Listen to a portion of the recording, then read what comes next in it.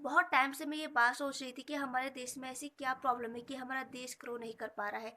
One of the biggest reason, हमारे देश में 48% वुमेन ऐसी है जिन पे कभी किसी ने सोचा ही नहीं जितना सोचा जाना चाहिए। एक ऐसा टैलेंट छुपा है जिसे कंस्टेंटली दबाया गया है।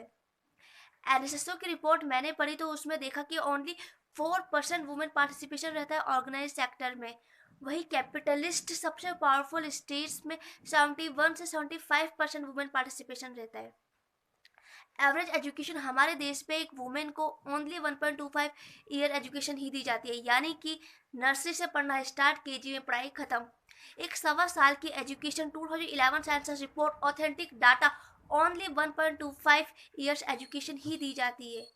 आप एक बात बताइए मुझे, हमारे देश में 48% वुमेन्स है। अगर वुमेन्स पढ़ी लिखी ही नहीं होंगी तो क्या आप इस देश को अकेले ग्रो कर सकते हैं, अकेले चला सकते हैं इस देश को? आज क्यों दुनिया भर के देश हमसे आगे निकलते जा रहे हैं? क्योंकि हमारे देश में औरतों को कैसे देखा जाता है कि बैंक लोन देने को तैयार नहीं है, कि लोन नहीं चुका पाएगी, कैसे चुकाएगी ये लोन। रेंट पे कमर्शियल प्रॉपर्टी नहीं दी जाती है कि रेंट कैसे चुकाएगी, नहीं चुका सकती है ये। गिनी चुनी कोई औरतें अगर एंटरप्रेन्योरशिप के लिए खड़ी होती है तो उनको देखा जाता है कि मिडिल मैन आता है एक बीच में निकल के, क्योंकि क्या है ना, हमारे देश में औरतें हर जगह खुल के नहीं जा सकती है। फिर उन्हें गलत तरीके से देखा जाता है, तो कैसे उनको हर जगह पर नीचे दबाया जा रहा है। भारत इकोसिस्टम एग्जिस्ट ही नहीं करता वुमेन को पनपने के लिए। मैटरनल मोर्टेलिटी रेट भारत में सबसे ज़्यादा, इस धरती के अंदर भारत में ही सबसे ज़्यादा है। आप जानते हैं 131 देशों में भारत की रैंक 120 है वुमेन वर्कफोर्स में।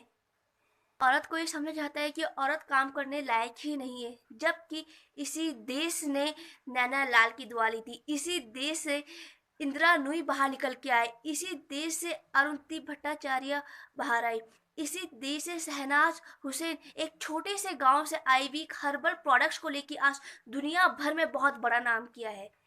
इसी देश से कल्पना सरोज बाहर निकल के आई। 12 साल की वो बच्ची जिसकी शादी करवा दी गई थी, उसकी शादी के बाद उसे इतना परेशान किया कि 6 महीने में उसका तलाक हो गया। कांस्टेबल की वो बेटी थी। 17 साल की उम्र में मुंबई की स्ट्रगल करके एक फर्नीचर का छोटा सा बिजनेस किया। एक सिख कंपनी कंबानी ग्रुप जो पूरी तरह से डूब गई थी, उसके पैसा चुकाया, उसको जो बंद हो चुकी थी उसको दोबारा से स्टार्ट। वरना इस कल्पना सरोज के बारे में कोई ये ऑर्डिनरी लड़की नहीं है, एक्स्ट्रा ऑर्डिनरी लड़की है। तो ये हमारे देश की लड़कियां जो इतना पोटेंशियल लेकर बैठी है। इमोशन और पेशेंस की स्ट्रेंथ आदमियों के मुकाबले लड़कियों में ज़्यादा होती है, जिसके कारण उनका टॉलरेंस लेवल बढ़ जाता है, फेलियर्स को सहने की क्षमता बढ़ जाती है।